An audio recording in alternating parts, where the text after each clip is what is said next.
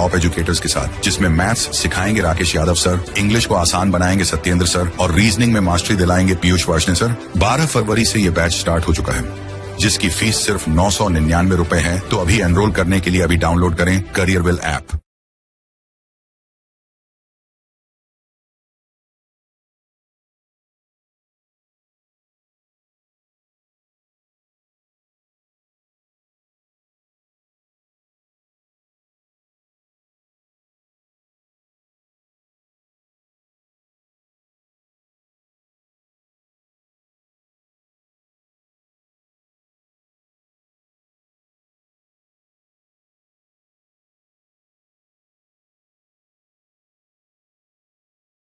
नमस्कार दोस्तों, उम्मीद करता हूँ आपसे बिल्कुल ठीक होंगे और क्लास लेने के लिए आपसे बिल्कुल तैयार होंगे। कई दिनों के बाद हमारी और आपकी मुलाकात हो पा रही है, जिसके लिए हमें बेहद खेद है। तो एक बार बता दीजिए कौन कौन बच्चा क्लास के अंदर आ चुका है। मां साहब राम राम राम राम भाई। क्लास के अंदर मैं देखूँ तो बहुत सारे बच्चे क्लास में आ चुके हैं, जैसे सपना, सुष्मिता, खुशी, अवंतिका, दिशु, ठीक है, निहारिका, निहारिका, निभा, प्रतिमा वर्मा, प्रतिमा ठाकुर, सुष्मिता सेन और सुष्मिता सिंह, आदित्य, तान्या, देवकी, आयुषी, हीना, खुशी, अंशुल, दीपक, शिवम, अलाइस, बहुत सारे बच्चे और भी आ चुके हैं। देखो कौन आया है। अरे मैं आया हूं, ठीक है सर। कुंभ आया क्या? नहीं यार, कुंभ नहीं जा पाया, एक दूसरी जगह जाना पड़ा।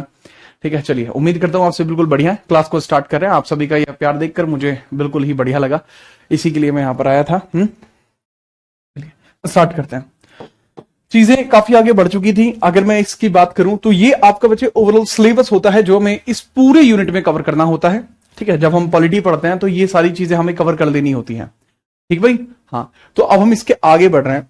लास्ट क्लास में क्या पढ़ रहे थे एक बार फटाफट से बता दीजिए, और फिर हम लास्ट क्लास के टॉपिक को यहां से आगे बढ़ाएंगे। हल्का सा यहां पे एक छोटा सा डिस्कशन रह गया है, उस छोटे से डिस्कशन को करने के पश्चात फिर हम आगे बढ़ेंगे। ठीक है, चलो आगे बढ़ते हैं। ठीक है, बिना इशू के। जन्मदिन नहीं है भाई मेरा अभी, ठीक है। चलिए आगे बढ़ते हैं। ठीक है, चलो।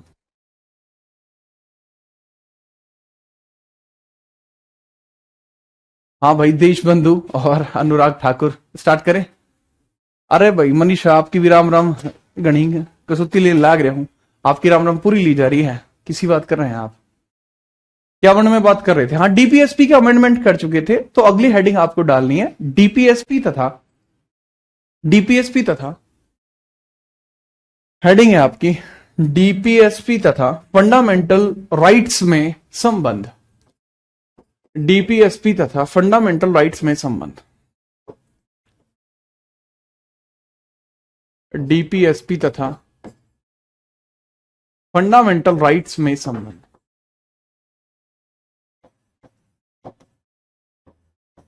ठीक है, इसका मतलब है रिलेशन बिटवीन फंडामेंटल राइट, मौलिक अधिकार, और डीपीएसपी में संबंध के बारे में पूछा जा रहा है। ठीक है, चलिए।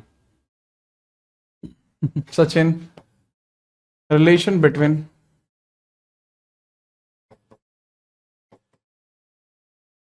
फंडामेंटल राइट्स एंड डीपीएसपी, इनके बीच में संबंध होता है कुछ, उसके बारे में बात करते हैं। मेरी तबीयत ठीक थी, घर पे किसी की तबीयत खराब हो गई थी, इस वजह से मुझे जाना पड़ा था। ठीक है, और मतलब बोलने के लिए मैं भी बोल सकता हूं कि ये हो गया था, वो हो गया था।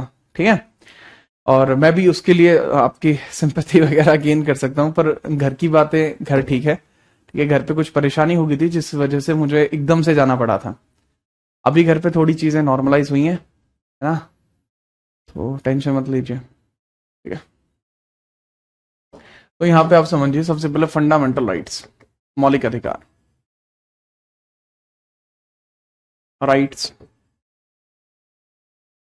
ठीक है, और यहां लिखिए आप डीपीएसपी। डीपीएसपी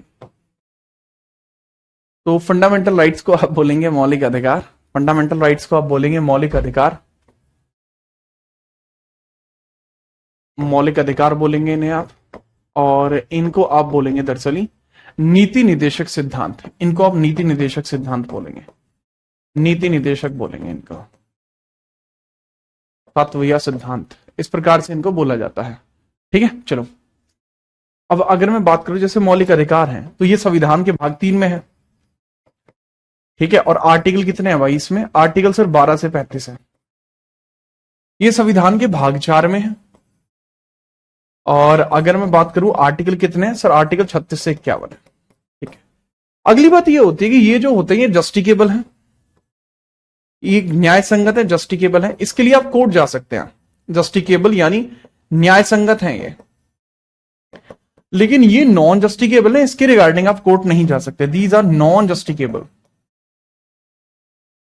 जस्टिकेबल ये गैर न्याय संगत है, गैर न्याय संगत है ये। नॉन जस्टिकेबल यानी गैर न्याय संगत आपको ये देखने को मिलते हैं। अगली बात ये है कि ये जो फंडामेंटल राइट्स होते हैं ये एक राज्य पर पॉजिटिव रहते हैं, एक राज्य पर रहते हैं पॉजिटिव, पॉजिटिव जनता के लिए भी पॉजिटिव है, जनता के लिए भी पॉजिटिव है, जनता के लिए भी क्या है पॉजिटिव है, लेकिन सरकार के लिए नेगेटिव होते हैं, सरकार के लिए क्या होते हैं नेगेटिव होते हैं। क्यों? क्योंकि ये सरकार को मजबूरी में देने ही पड़ते हैं, सरकार चाहे या ना चाहे, इस वजह से नेगेटिव होते हैं, है ना। चलिए अब लेकिन यही मैं अगर यहां पे बात कर लूं तो इसमें परिस्थिति बिल्कुल अलग है। एक राज्य के लिए पॉजिटिव होते हैं, ठीक है, जनता के लिए भी ये पॉजिटिव होते हैं, और इतना ही नहीं ये सरकार के लिए भी पॉजिटिव होते हैं। इसके पीछे का कारण क्या होता है? क्योंकि ये वैकल्पिक है, सरकार चाहे तो लागू कर दे चाहे तो ना करे, तो ये क्या वैकल्पिक है, बिकॉज दीज आर ऑप्शनल। इसके पीछे का कारण है यह वैकल्पिक होते हैं, यह सरकार पर निर्भर है, ये सरकार को, ये सरकार के लिए वैकल्पिक है, वैकल्पिक है। अगर सरकार नहीं चाहती तो ना लगाई, ठीक है, याद रखिए। एक केस होता है आपका, जो केस आपका केशवानंद भारती का केस था। केशवानंद भारती के केस में यह बात स्पष्ट की गई कि फंडामेंटल राइट्स कहीं ज्यादा होंगे डीपीएसपी के मुकाबले। अब आप ये पूछोगे इनमें से दोनों में से जरूरी कौन है, तो जरूरी फंडामेंटल राइट्स है। अगर इन दोनों के कभी भिड़ंत होती है तो in that case fundamental rights are more better than DPSP. ये भी एक इक्वेशन है जो आपको याद रखनी है, नोट करो, फिर आपसे बात करते हैं।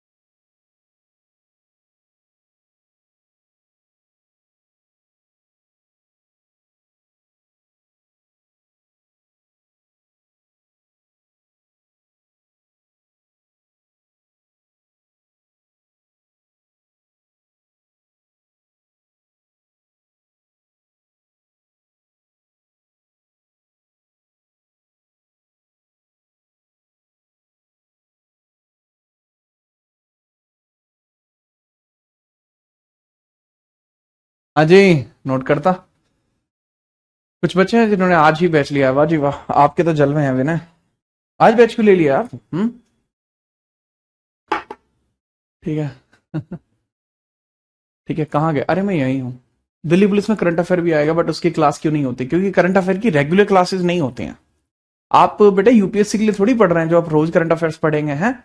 जो क्लास होगी वो 1-2 क्लास होगी, या फिर मंथली कंपाइलेशन होगा। मेरा मंथली कंपाइलेशन आता है, वो पढ़ सकते हैं, क्यों टेंशन ले रहे हो?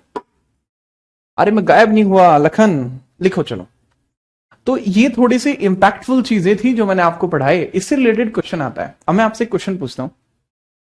क्वेश्चन है पहला, क्वेश्चन पहला मैं आपसे ना 4 क्वेश्चन पूछ रहा हूं, फिर क्वेश्चन नंबर 2, फिर क्वेश्चन नंबर 3, फिर क्वेश्चन नंबर 4, फिर क्वेश्चन नंबर 5। 5 पूछ लेते हैं। अब आपको मुझे बताना है, ठीक है, जैसे आपको बताना है शराबबंदी पर रोक। शराबबंदी किस तरह का प्रावधान है? प्रावधान है A fundamental right, B fundamental duty, C DPSP, या डी लीगल राइट। अच्छा लिखना है डीपीएसपी की प्रवृत्ति है, फिल इन द ब्लैंक्स है। तो आपको बताना है ए पॉजिटिव, बी नेगेटिव,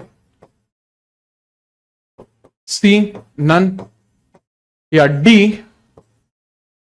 बोथ। अगला क्वेश्चन है article 45 is related to question mark A education, B tourism, C property, या D स्पीकिंग, या फिर स्पीकिंग छोड़िए, या फिर आप कह सकते हैं कल्चर। क्वेश्चन नंबर 4 है fundamental rights are question mark, नहीं डॉट लगेगा। फंडामेंटल राइट्स क्या है? ए जस्टिकेबल, बी नॉन जस्टिकेबल,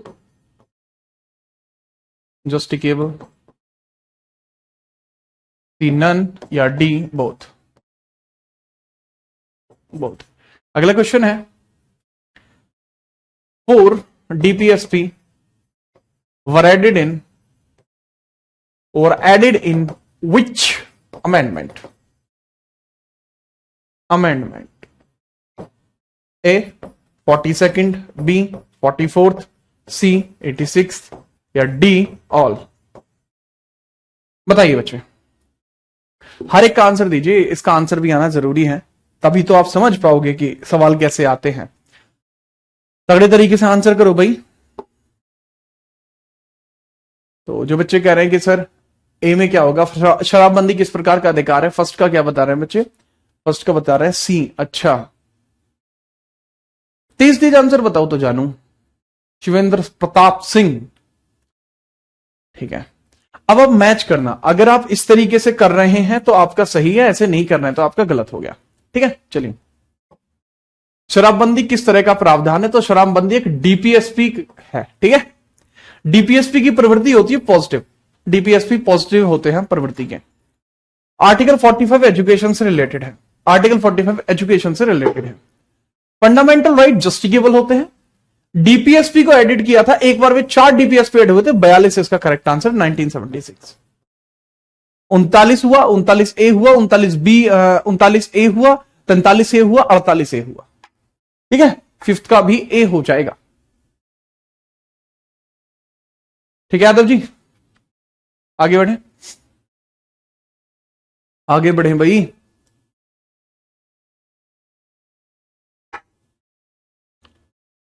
ठीक है तोमर,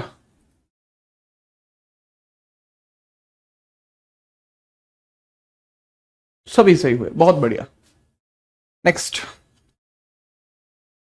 अब आप हेडिंग डाल लीजिए फंडामेंटल ड्यूटीज। अब हेडिंग डाल लीजिए फंडामेंटल ड्यूटीज।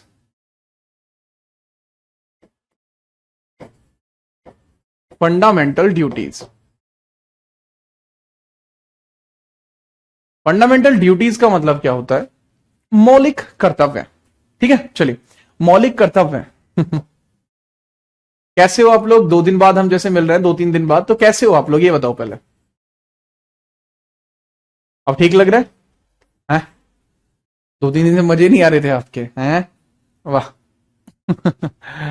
चलो, मौलिक कर्तव्य, ये आर्टिकल कौन सा है बच्चे? इसमें सबसे पहले आप आर्टिकल देखेंगे 51A। और संविधान का पार्ट कौन सा? पार्ट है 4A। Part 4A, article 51A, मौलिक कर्तव्य। अब इनके बारे में फटाफट से समझिए, ठीक है? चलिए, बहुत ध्यानपूर्वक हम समझते हैं किस तरीके से बातें हैं। कि सबसे पहले ये क्यों जोड़ेगा, इनका उद्देश्य क्या है? इनका उद्देश्य क्या है? उद्देश्य से पहले इनकी परिभाषा क्या है? इनकी डेफिनेशन क्या है?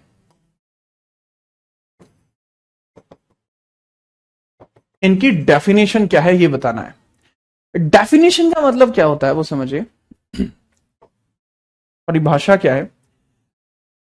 ऐसे कर्तव्य जो सरकार अपेक्षा करती है, सरकार अपेक्षा करती है कि इनके पालन से ऐसे कर्तव्य जो सरकार अपेक्षा करती है कि इनके पालन से एक बेहतर समाज की एक बेहतर समाज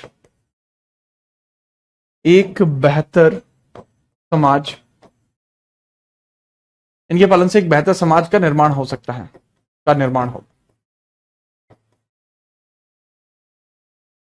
मतलब कहने की बात क्या है?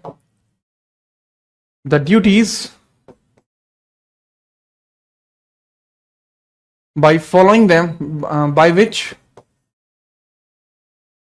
a better society can be made.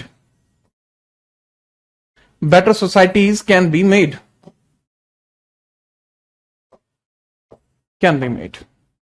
The duties by which a better society can be made. एक जिम्मेदार समाज का निर्माण किया जा सकता है। कह सकते हैं कि अगर आप इसके मौलिक कर्तव्य का पालन करते हैं तो इससे क्या होगा, इसके एप्लीकेशन क्या होगी, ठीक है? मतलब ये तो इसके डेफिनेशन के तौर पर मैंने आपको बताया। लेकिन अगर बात पता है क्या है कि अगर हम इसी को देखें ना, इसकी परिभाषा एक और है कि एक बेहतर समाज का निर्माण भी इसी से होता है। एक बेहतर समाज का निर्माण,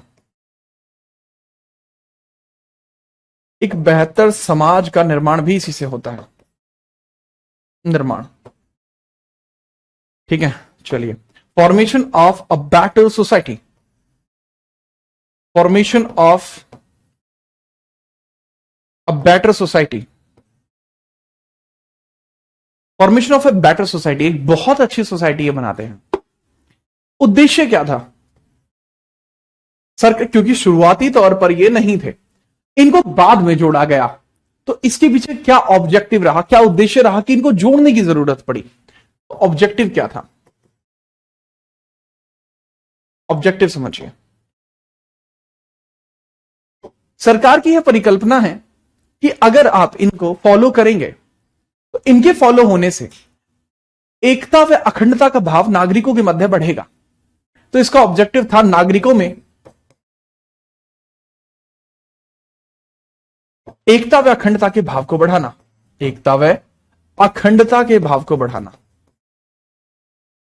अखंडता को बढ़ाना। सचिन बेटा कहां गए आप?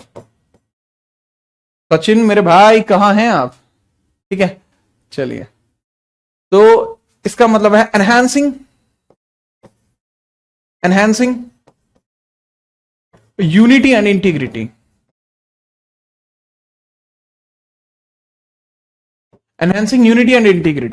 ये चीज आपको यहां देखने को मिलती है। इसको कब जोड़ा गया? When it was added.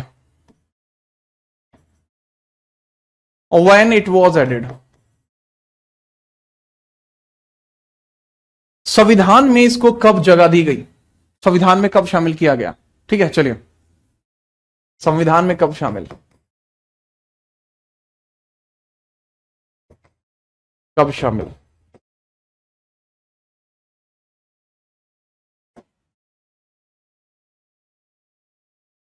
तो देखिए, संविधान में इसको कब शामिल किया गया था, ये देखें,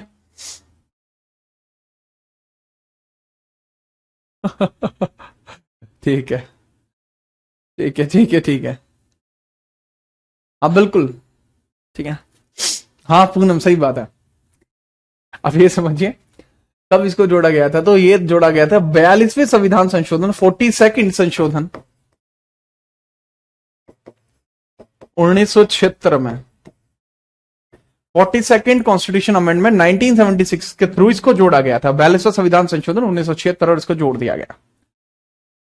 ठीक है, चलिए अब होता क्या है मैं बता दूं आपको। थर्ड नेशनल इमरजेंसी चल रही थी, तीसरी राष्ट्रीय आपातकाल चल रहा था, तीसरा राष्ट्रीय आपातकाल चल रहा था, तीसरा राष्ट्रीय आपातकाल चल रहा था 1900, कब से कब तक चलना था तीसरा राष्ट्रीय आपातकाल? 1975 से 77।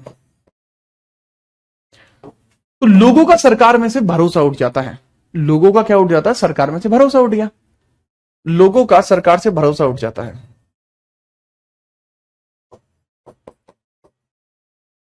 सरकार से भरोसा उठ गया, उठ गया। चलिए, गवर्नमेंट या peoples lost belief in government, in government.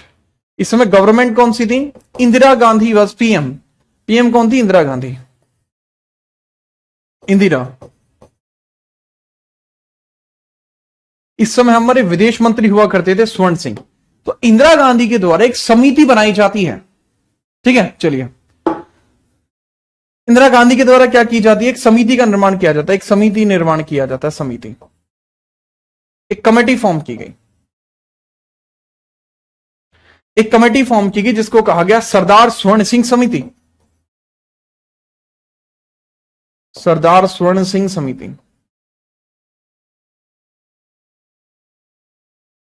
तो स्वर्ण सिंह समिति यहां पर बनाई जाती है।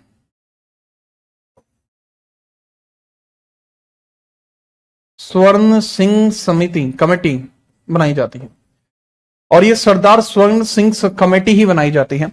सरदार स्वर्ण सिंह कौन थे? हमारे फाइनेंस मिनिस्टर थे। बहुत बढ़िया, बहुत बढ़िया कुमार, ये समझिए सरदार स्वर्ण सिंह कौन थे। जैसा मैंने बताया, ये कौन थे जी? Finance minister.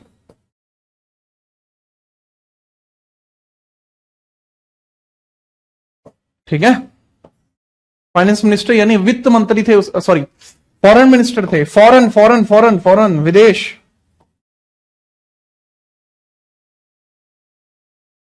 फॉरेन मिनिस्टर थे हमारे। और इन्हीं के कहने पर, इन्हीं के कहने पर होता क्या है, यही यूएसएसआर से लेकर, यही यूएसएसआर से मौलिक अधिकारों को, मौलिक अधिकारों को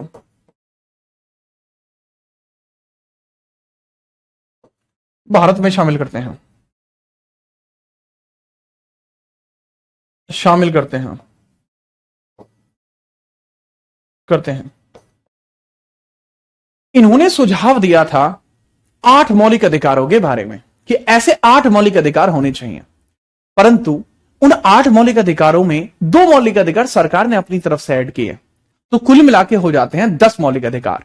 प्रारंभ में ये 10 थे, लेकिन बाद में 11 बन गए। मैंने बताया प्रारंभ में कितने थे, प्रारंभ में कितने थे, इनिशियली कितने थे बेटा? 10। इनिशियली मेरे भाई कितने थे? ये 10 थे। लेकिन 86वें संशोधन में, 86वें सीएए में, संशोधन में 2002 में एक और इसमें ऐड कर दिया गया, और ये टोटल कितने हो जाते हैं? 11।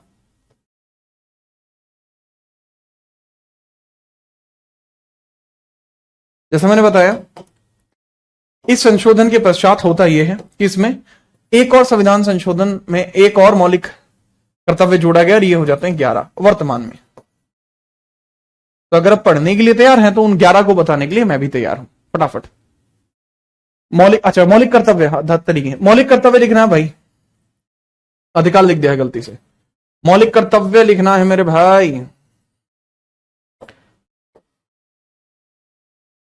मौलिक कर्तव्य लिखना है, अधिकार गलती से लिख गया है।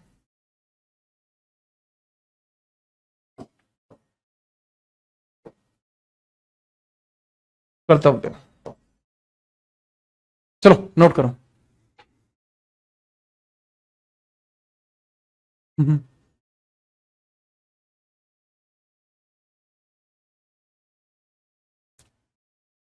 बताओ क्या समझ में आया पूरा टेबल? हाँ जी सर। सर। बता भाई के कब है?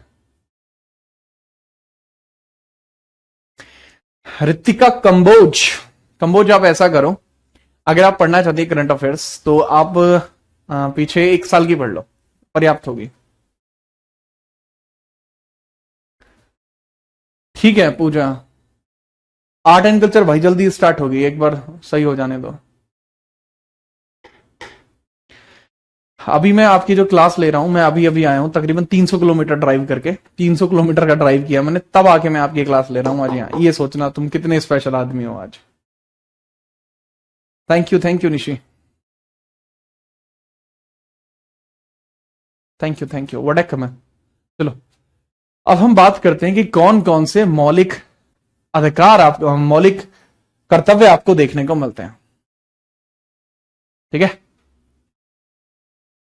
राम राम शर्मा जी।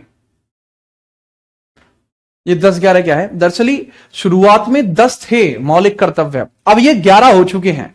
सबसे पहले 8 थे। नोट, घर घर से आया हूं भाई मैं।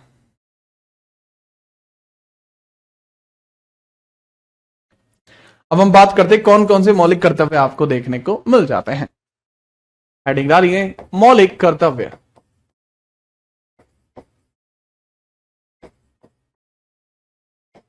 मौलिक कर्तव्य, फंडामेंटल ड्यूटीज।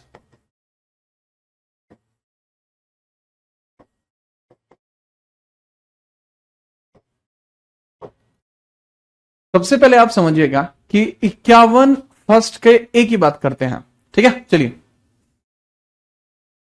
बात करते हैं 51 ए का ए, स्मॉल ए। अच्छा यहां पे हम इस प्रकार से करते हुए चलेंगे कि 51 ए का स्मॉल ए की हम बात कर रहे हैं। इसको लिखने के 2 तरीके हैं, या तो आप 51 ए का स्मॉल ए लिख लीजिए। ठीक है, चलिए दूसरा आप इसको एक और तरीके से लिख सकते हैं कि 51 पहले का A, small A. Small A constant रहेगा, स्मॉल ए हमें चाहिए ही चाहिए, स्मॉल ए जरूरी है। दरअसल यह दिखाता है कि हम पहले क्लॉज के अधीन बात कर रहे हैं। ठीक है, याद रखिए। तो इसमें आप समझिए और इसमें नोट करिए, ठीक है, कि पहला जो हमारा मौलिक कर्तव्य है वो क्या होना चाहिए। ठीक है, चलो तो पहले मौलिक कर्तव्य, बेटा यमराज मान जाए, यहां ध्यान दे ले। तो इसमें आप लिख लीजिए क्या है, प्रत्येक नागरिक को राष्ट्र ध्वज का सम्मान करना चाहिए। राष्ट्रध्वज, राष्ट्रगान तथा राष्ट्रगीत का सम्मान करना चाहिए। राष्ट्रगीत का सम्मान करना चाहिए, राष्ट्रगीत का सम्मान करना चाहिए।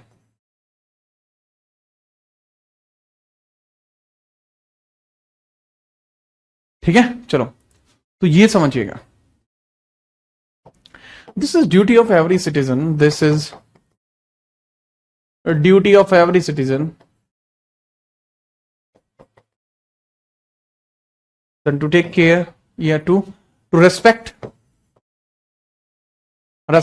national flag, anthem and song, national flag, anthem and song and song। ठीक है, इनका जो सम्मान है वो हमें करना ही होगा, ये बात यहां पर कही गई है। ठीक है, अब राष्ट्रध्वज को अंगीकृत कब किया गया? राष्ट्रध्वज कब बना? 22 जुलाई 1947। इसको नेशनलाइज किया जाता है, राष्ट्रीयकृत यानी नेशनलाइज किया जाता है, नेशनलाइज्ड। राष्ट्रगान को कब किया जाता है? 24 जनवरी 1950। And on the same day राष्ट्रगीत को भी कहा जाता है। ठीक है, चलिए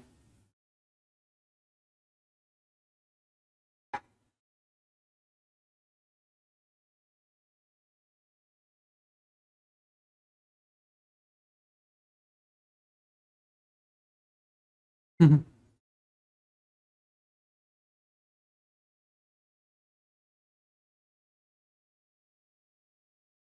हाँ भाई, कर्तव्य हम, हमें राष्ट्र ध्वज, राष्ट्रगान और राष्ट्रगीत का सम्मान करना होगा।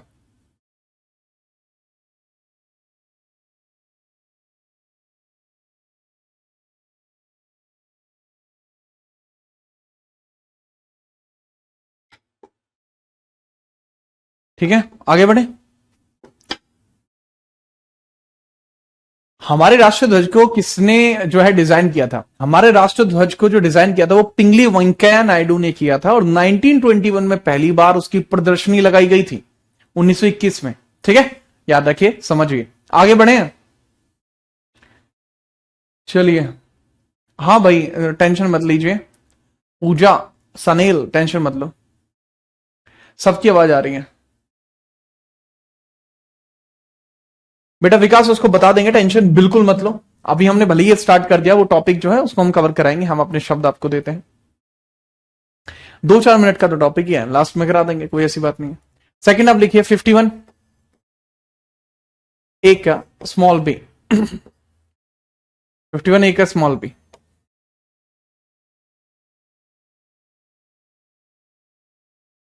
51 ए का स्मॉल बी,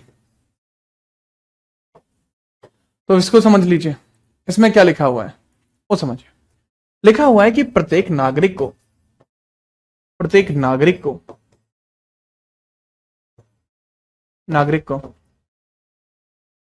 राष्ट्रीय आंदोलनों को राष्ट्रीय आंदोलन को राष्ट्रीय आंदोलन को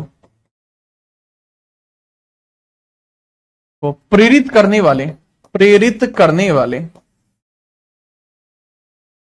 करने वाले आदर्शों आदर्शों को मन में संजोना होगा। आदर्शों को मन में संजोना चाहिए, वाले आदर्शों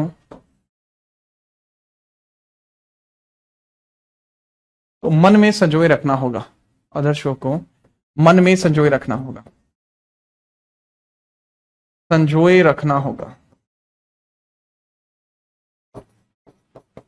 तो कहने की बात क्या है? एवरी सिटीजन मस्ट,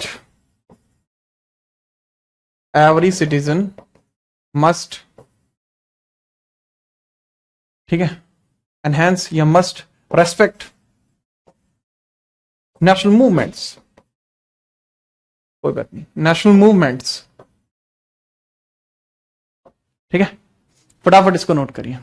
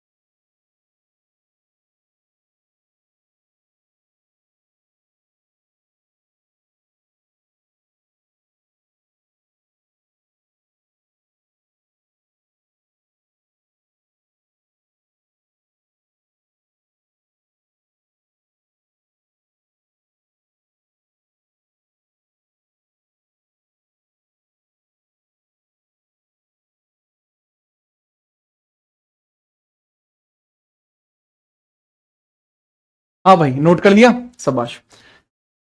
ठीक है सेन साहब, कोई बात नहीं, आप निश्चिंत रहिए। इसके बाद मैं आपकी इंग्लिश के लिए ना इस पे वो लगा देता हूँ कि अगर इंग्लिश के जो वो है फंडामेंटल ड्यूटीज जो है उसके लिए एक इमेज लगा देते हैं, सो दैट कि आप इजीली उस चीज को देख पाओ। ठीक है, तो एक सेकंड में वो हम देखते हैं, एक सेकंड में लगा देते हैं। हम्म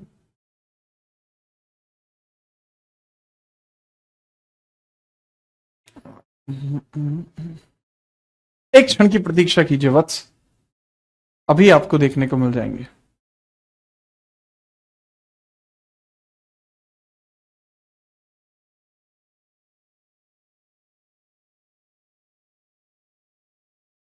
ठीक है, इसमें आपको इंग्लिश में दिखाई दे रहा होगा, नहीं दिखाई दे रहा तो मुझे तो लगता है बहुत ज्यादा ही छोटा हो गया ये, तो ये तो आपको नहीं दिखाई दे रहा होगा।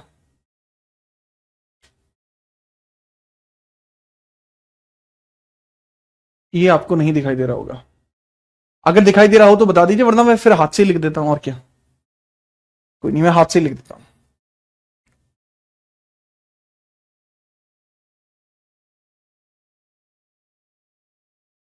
चलिए नेक्स्ट नोट करिए 51A का सी, 51A का सी आप नोट करिए। उसमें लिखा हुआ है देश की एकता व अखंडता की रक्षा करना, देश की एकता व अखंडता की रक्षा करना। इसको हम उड़ा ही देते हैं क्योंकि ये स्पेस घेर रहा है खामखा। उड़ जा भाई, अब ये उड़ नहीं रहा।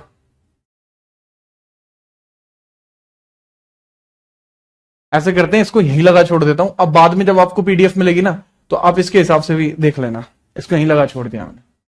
अब सी लिखिए आप, सी ना, देश की एकता व अखंडता की रक्षा करना।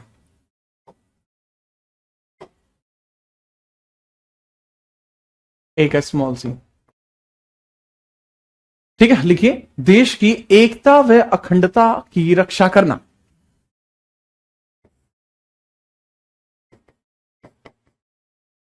एकता व अखंडता की रक्षा करना, अखंडता की रक्षा करना। टू प्रोटेक्ट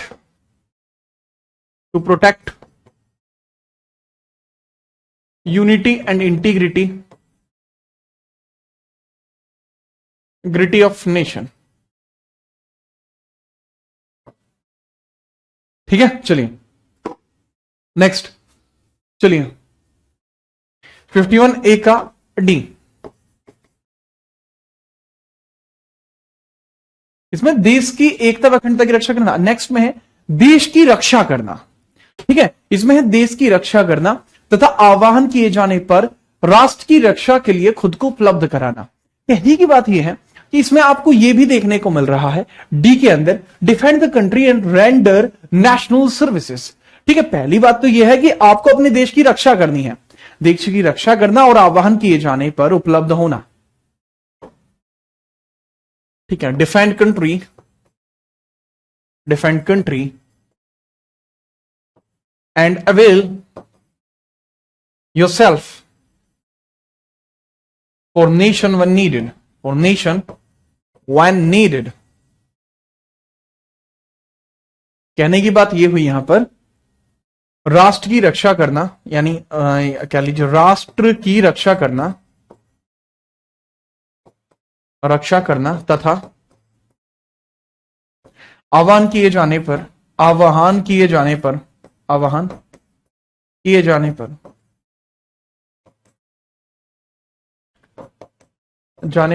राष्ट्र की रक्षा के लिए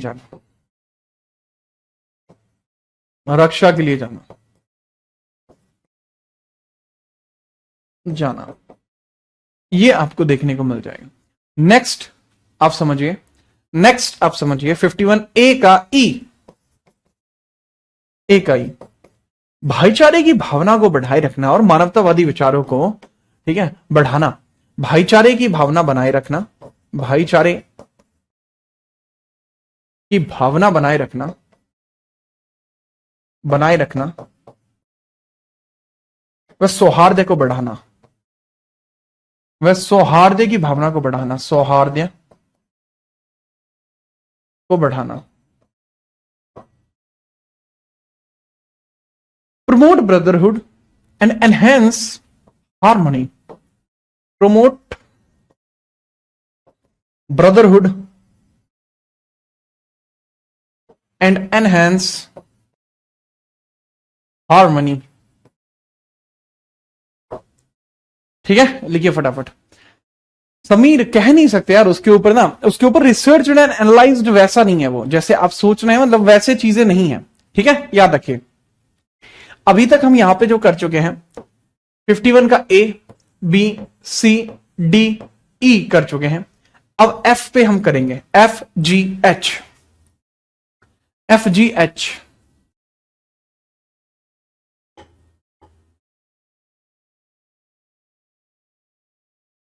ठीक है, चलो चलो।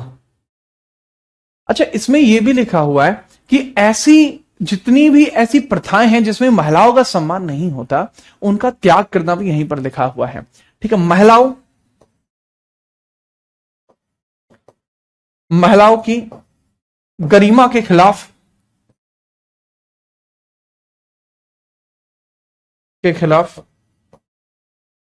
प्रथाओं को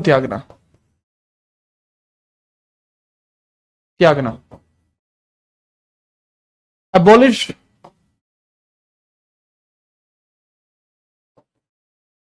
those practice which extort female rights and honor। जब महिलाओं का सम्मान ना हो, ऐसी चीजों को त्याग देना। अच्छा कुमारी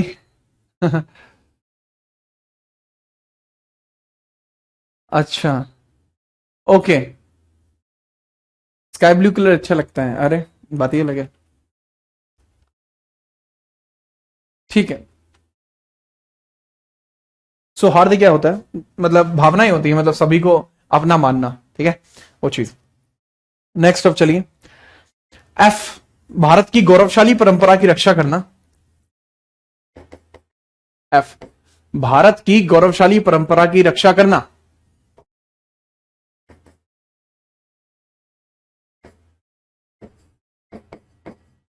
भारत की गौरवशाली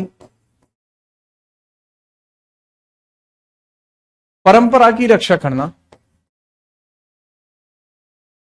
परंपरा की रक्षा करना। Protect our cultural heritage, protect our cultural heritage, cultural heritage, heritage, protect our cultural heritage. याद रखना, चलिए याद रखें। प्रिजर्व देम, मतलब प्रिजर्व की तो जरूरत ही नहीं है ना, एंड प्रोटेक्ट देम, रक्षा करना प्रोटेक्ट ही हो गया। ठीक है, चलिए।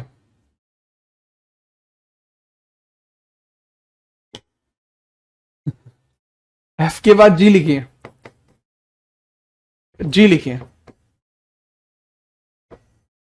जी बेसिकली होता है पर्यावरण की सुरक्षा करना, पर्यावरण की सुरक्षा करना। देखो इसमें एक हिंट क्रिएट हो सकती है, अगर मैं इसी के अधीन बात करूं कि जैसे इसी में अगर आपको हिंट क्रिएट करनी हो तो इसमें आराम से हिंट क्रिएट हो सकती है। अब जी से कैसे हिंट क्रिएट कर सकते हैं वो समझिए। देखो देखो, जी से, जी का मतलब होता है ग्रीन, और ग्रीन होता है एनवायरमेंट। जी से होता है ग्रीन, ग्रीन होता है एनवायरमेंट। ठीक है, तो उसी के बारे में होता है एनवायरमेंट, प्रोटेक्शन ऑफ एनवायरमेंट, पर्यावरण की सुरक्षा, की सुरक्षा, प्रोटेक्शन ऑफ एनवायरमेंट, एनवायरमेंट। अब नेक्स्ट आपको देखने को मिलता है जी के बाद H, H, H, H basically किस लिए काम करता है? वैज्ञानिक दृष्टिकोण का अर्जन करना, वैज्ञानिक दृष्टिकोण का अर्जन,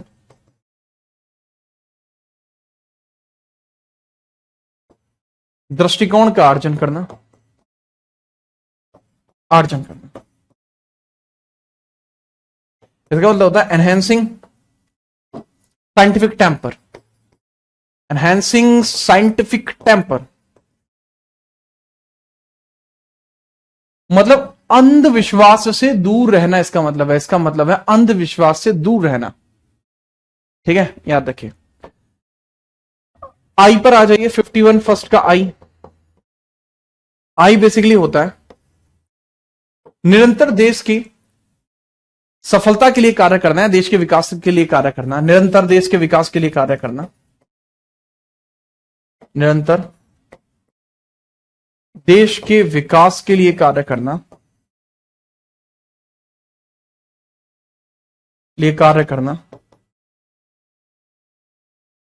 और राष्ट्र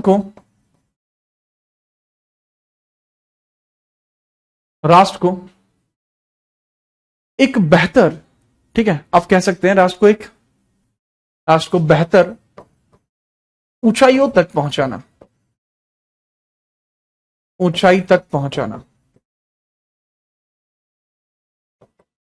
इसको बोलते हैं प्रोग्रेस, enhanced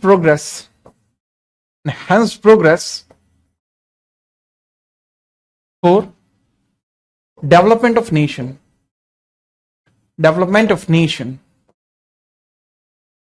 नेशन के डेवलपमेंट के लिए सारे कार्य करना। ठीक है, क्या इनका पालन ना करने पर सजा मिलती है? नहीं, इनका पालन करने पर कोई सजा का प्रावधान नहीं है। 51 फर्स्ट का जे। अरे धत तरीके, इसमें मिस्टेक होगी, ये जे वाला लिखवा दिया मैंने, आई अलग है, मैंने यहां जे का लिखवा दिया है, आई अलग है, मैंने जे लिखवा दिया है। ठीक है, गलती से मैंने जे लिखवा दिया है। ठीक है, चलो सुनो भाई, इसमें ना इसको जे कर लेना।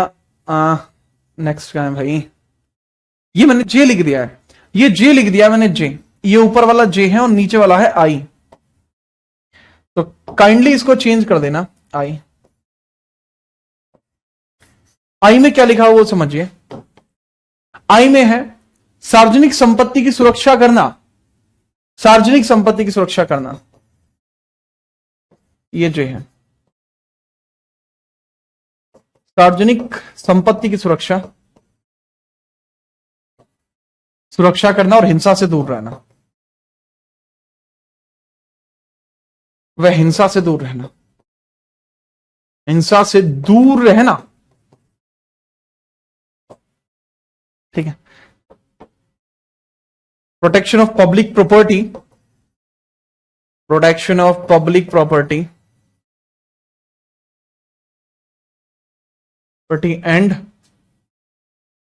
and stay out of violence.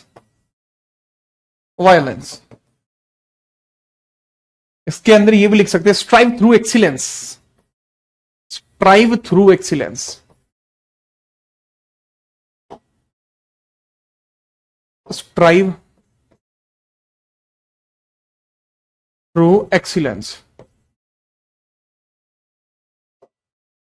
बाकी आप देख सकते हैं पूरा। ठीक है, चलिए कोई नहीं मलिक हल्का सा चेंज कर लो यार, आप नहीं करेंगे चेंज तो कौन करेगा है?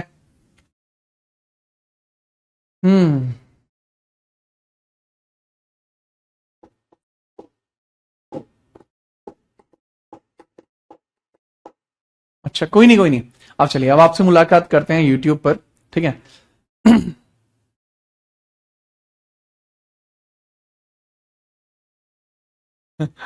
भाई मेरे जिले का नाम बुलंदशहर है। ठीक है, अच्छा पहले इसको फटाफट से पढ़ लेना। अब आपसे मुलाकात करते हैं यूट्यूब पर, 5 मिनट में यूट्यूब पर क्लास है, तब आपसे फिर मुलाकात करेंगे। तब तक के लिए जय हिंद, वंदे मातरम। अच्छे से पढ़िए, इसके आगे की जो कहानी है वो हम अगली क्लास में देखेंगे। और अब लगाते हैं पॉलिटी के 100 क्वेश्चन वहां पर। ठीक है, जय हिंद, वंदे मातरम।